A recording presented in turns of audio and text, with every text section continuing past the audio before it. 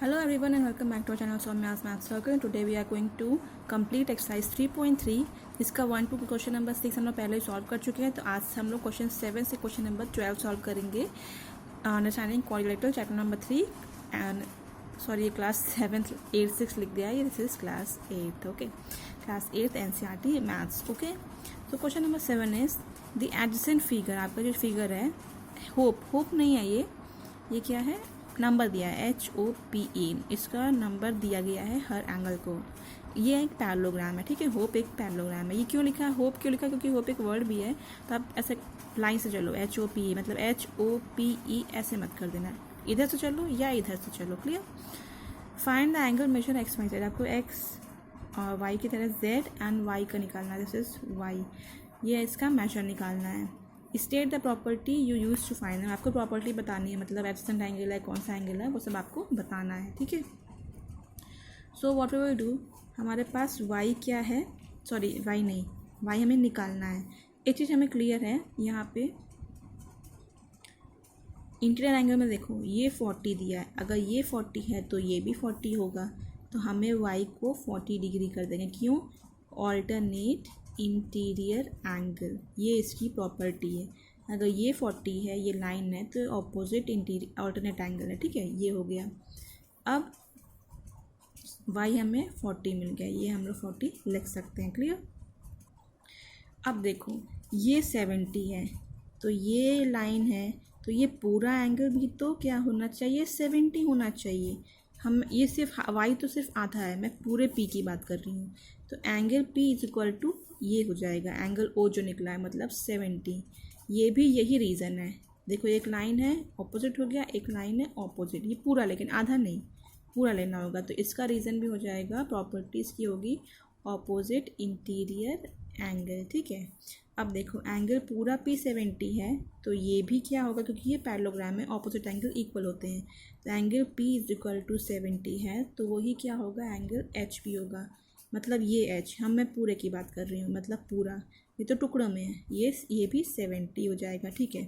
अब ये अगर पूरा 70 है, ये 40 है, एंगल z कितना होगा, सॉरी देखो 40 plus z is equal to angle h बन रहा है. तो 40 मतलब 40 और z ये मिला के पूरा बन रहा है ना. 40 प्लस z निकालना है, और एंगल h हमारा कितना 70 आया है, तो z इज इक्वल टू कितना हो जाएगा, 30 हो जाएगा. तो हमें z भी 30 मिल गया. अब क्या करना है, हमें बचा है x निकालना, ठीक है. तो अब देखो ये क्या है, एंगल पूरा h और x, angle h plus angle x, ये पूरा h और x, ये मिला के कितना होना चाहिए 180. ये कौन सी थ्योरम है, एडजेसेंट एंगल वाली, ठीक है. तो ये एडजेसेंट एंगल की वजह से एंगल h 70 है plus angle x is equal to 180, angle x is equal to आएगा 110 degree. So this is your answer. Now question number 8 is the following figures guns and runs. यहाँ पे एक पहला figure है गन्स, गन्स मतलब बंदूक वाला गन नहीं, ये नाम दिया गया GUNS सारे एंगल्स को. ये पैरेललोग्राम है. फाइंड x एंड y और लेंथ सेंटीमीटर में. हमें क्या करना है, ये x और ये y की वैल्यू निकाल ली, और ये फिगर हमारा पैरेललोग्राम है, तो यहाँ पे पैरेललोग्राम की प्रॉपर्टीज़ यूज़ होंगी, ठीक है. तो यहाँ पे देखो पैरेललोग्राम है, तो SG NU के बराबर होगा, SN GU के बराबर होगा, ठीक है. तो SG is equal to NU and GN is equal to GU. क्यों, क्योंकि ऑपोजिट साइड्स हैं किसके, पैरेललोग्राम को. पैरेललोग्राम शॉर्ट में लिख रही हूँ, ठीक है. तो क्या होगा, 3x इज इक्वल टू 18 कर सकते हैं, क्योंकि ये तो ये बराबर है ना, ये दोनों बराबर, ये इसके बराबर. 3x इज इक्वल टू 18 हो गया, तो x इज इक्वल टू 18/3, 3 6, तो x इज इक्वल टू आ गया 6. ये सॉल्व हो गया. अब 3y -1 इज इक्वल टू, ये लिख सकते हैं यहाँ पे 26 है. क्यों, क्योंकि इसकी वजह से GN is equal to GU है, सॉरी GN नहीं, GU is equal to SN, हाँ वही ठीक है, SG GU और SN है, ठीक है. हाँ GU SN है. तो 3y इज इक्वल टू 25 लगा, 26 -1 इधर, sorry 26 + 1, 3y is equal to 27, y is equal to 9. तो हमें y क्या मिल गया, 9. तो x is equal to 6, y is equal to 9 and this is our answer. Now ये फिगर हमारा देखो RUNS रन्स दिया हुआ है। अभी यहाँ पे क्या दिया है, पैरेललोग्राम है। ये तो हमें पता है पैरेललोग्राम की प्रॉपर्टीज़ क्या होती हैं, इनके डायगोनल्स इक्वल होते हैं।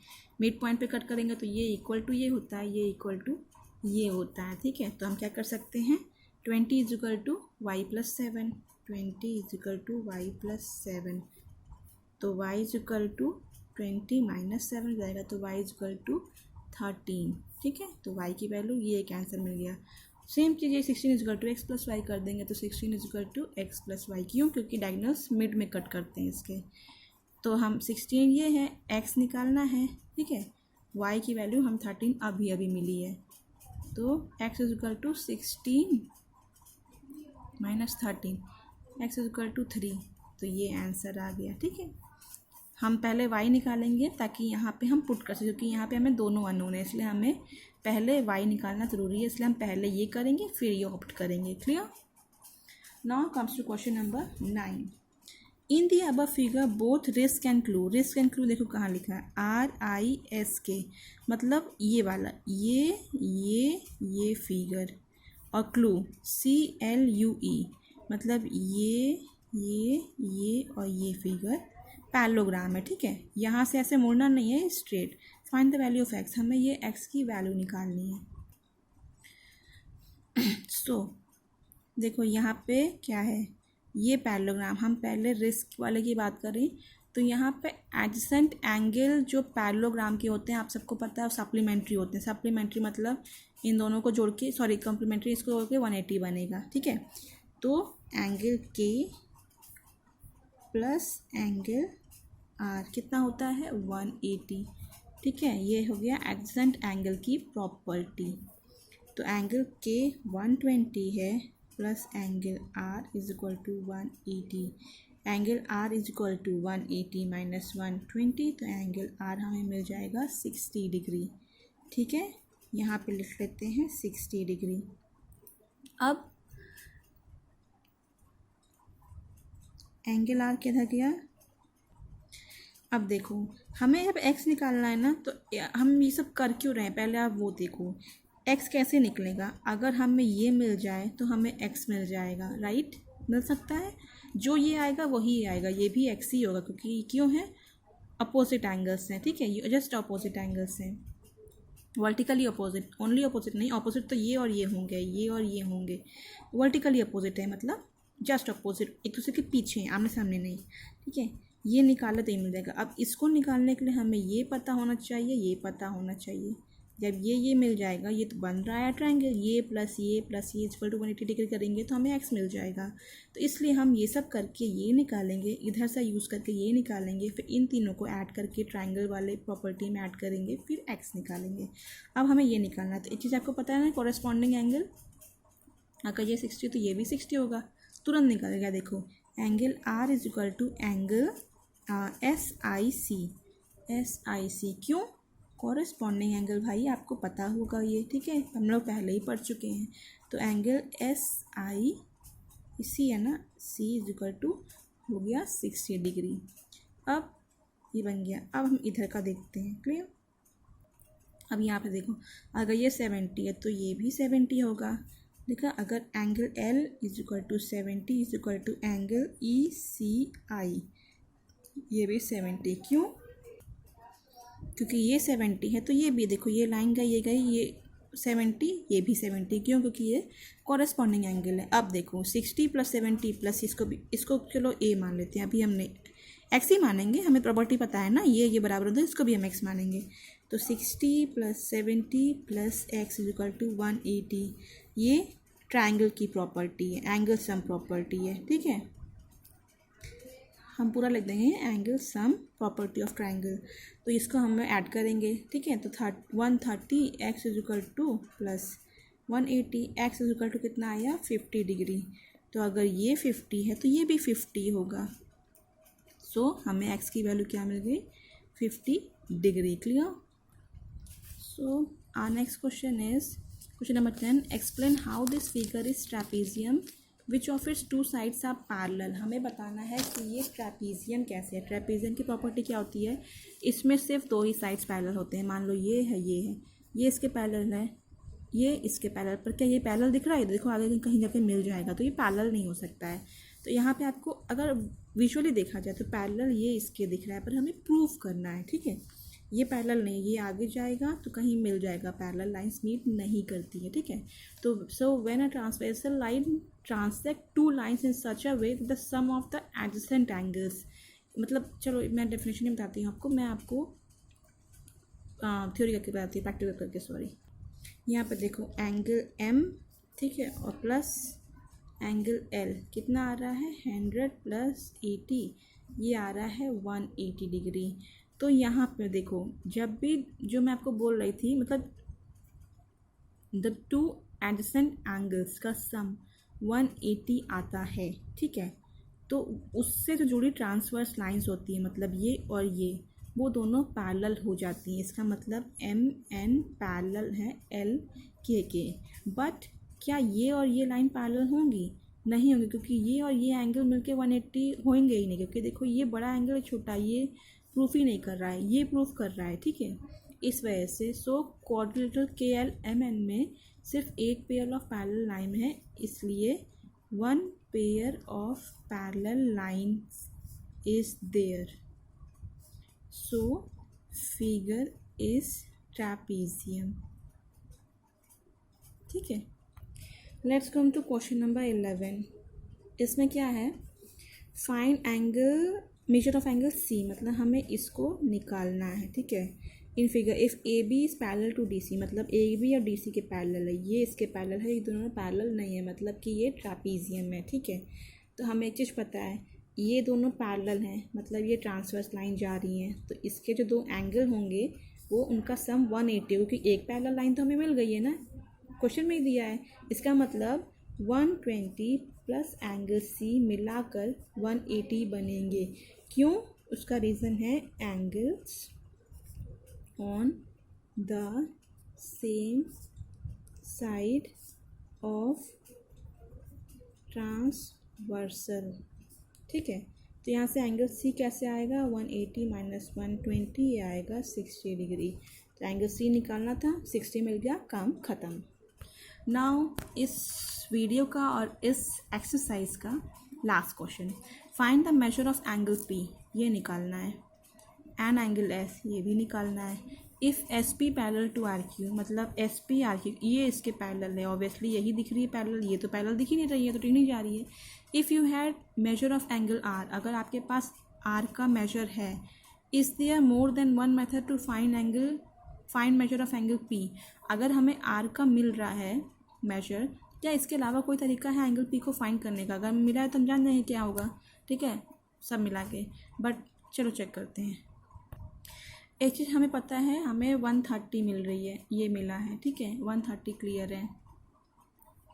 ये लाइन पैरेलल आ रही है, तो जब हमें पता है लाइन पैरेलल आती है तो angle of same side of transverse हम फॉलो कर सकते हैं।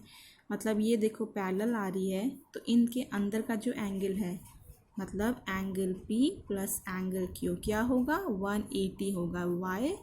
वही रीज़न है, angles on same side of transversal, ठीक है। एंगल P निकालना है, क्यूब हमें पता है 130 है, 180 ये दिया हुआ है, तो एंगल P कितना होगा, 180 - 130, एंगल P आ जाएगा 50 डिग्री। तो ये आ गया हमारा 50 डिग्री। क्लियर? तो हमें देखो ये पता था तो हमने कर दिया। इसका क्या है, ये जो क्वेश्चन उन्होंने ब्रैकेट में पूछा है, if you find measure of angle R, is there more than one method to find measure of angle P, अगर आपको R का मिल जाए, पता चल जाए, तो क्या और कोई तरीका है इसको फाइंड करने का? तो उसका आंसर है yes, there are more than one method, या पूरा लिख लेना, टू फाइंड एंगल P। और भी तरीका है एंगल P निकालने का। कैसे? देखो PQRS हमारे पास क्वाड्रिलेटरल है, तो इन किसी भी क्वाड्रिलेटर के चारों एंगल को प्लस करेंगे, कितना आएगा, 360 डिग्री आएगा। मतलब angle P plus angle Q plus angle R plus angle S आएगा 360 डिग्री। क्यों? क्योंकि ये भाई क्वाड्रिलेटरल है, मतलब 4 साइड से बना कोई भी फिगर स्ट्रेट लाइन से अगर बना है तो उसका सम 360 डिग्री ही आएगा, दैट इज़ फिक्स। सो हमें एक चीज़ पता है, एंगल क्यू का मेजरमेंट पता है 130 डिग्री, ठीक है, एंगल आर का पता है एंड एंगल एस का पता है। आर का कैसे पता है, मैंने बोला है ये ऐसे स्क्वायर बनेगा तो मतलब वो 90 डिग्री दिखा रहा है, ठीक है, इसका मतलब वो 90 डिग्री है। तो बस सिंपल है, इन सबको ऐड कर लो। एंगल पी कितना है, सॉरी हमें एंगल पी तो निकालना है, एंगल पी छोड़ दो।